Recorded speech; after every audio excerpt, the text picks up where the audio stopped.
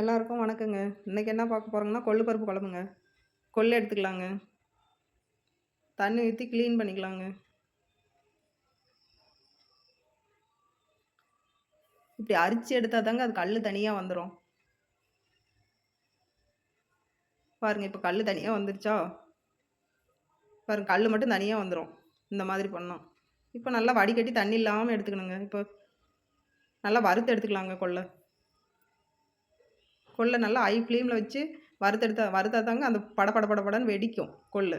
அப்பதான் ரெடி ஆச்சுன்னு அர்த்தம். ரொம்பவும் தீய விடக்கூடாது. ரொம்பவும் முன்னாடி எடுக்கக்கூடாது. பதமா எடுத்தா கொள்ளு பருப்பு குழம்பு சூப்பரா இருக்குங்க. பாருங்க இந்த பதத்துக்கு எடுக்கணும். இப்போ வந்து சூப்பரா ரெடி ஆயிடுச்சுங்க. வாங்க போய் உடைச்சிட்டு வரலாம் கொள்ள. ஆரிக்கல், கொள்ளு. இப்போ உடைக்க போகிறேங்க. கொள்ளு பாருங்க சூப்பராக உடையும். குட்டி அரிக்கல் சிறுதானியம் உடைக்கிறதுக்குன்னே வாங்கி வச்சுக்கிறேங்க.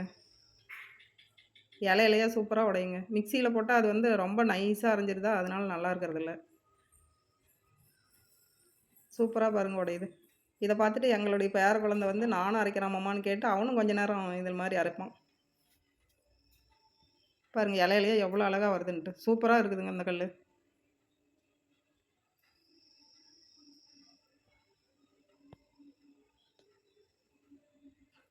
அவனுக்கு ஒரே சந்தோஷம்.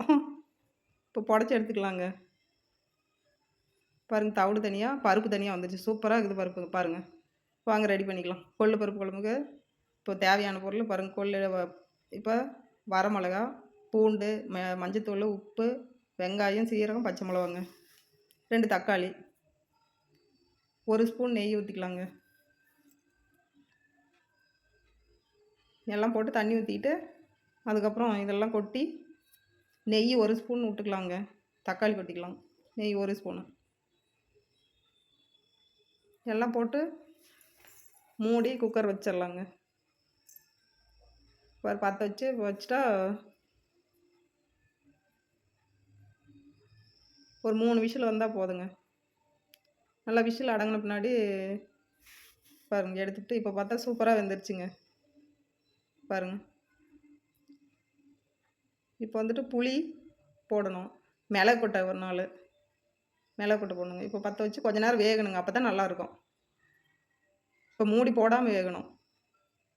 குக்கர் மூடி போடக்கூடாது. சோறு வெந்துக்குச்சுங்க. இப்போ நல்லா வெந்துக்குச்சு பருப்பும். இப்போ எடுத்து ஊற்றி கடைஞ்சிடலாங்க.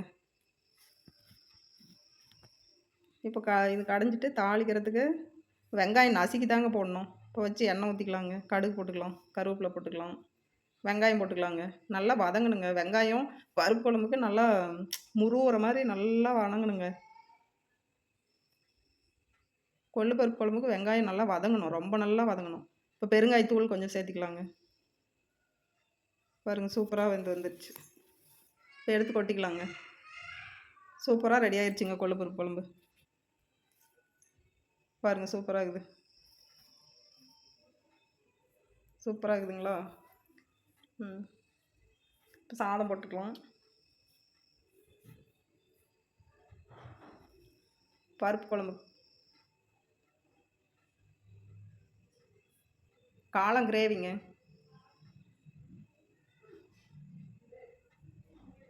நெய் 1 ஸ்பூனு கொள்ளு பருப்பு குழம்புல ஊற்றினா சூப்பராக இருக்குங்க. இப்போ வடை 2 எடுத்து வச்சுக்கலாங்க. வாங்க சாப்பிட்லாங்க.